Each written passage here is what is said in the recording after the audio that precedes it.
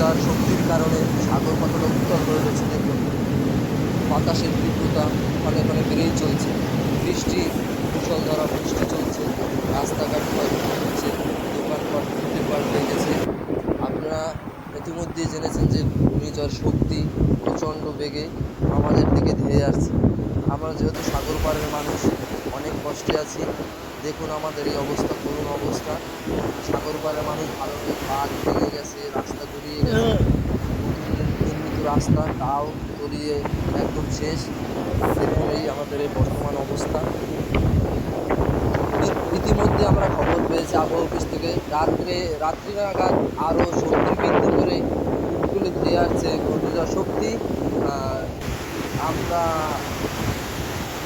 কলাপাড়া প্রশাসন থেকে ঘূর্ণিঝড় সতর্কতা জারি করেছে। ঘূর্ণিঝড় সতর্কতার কারণে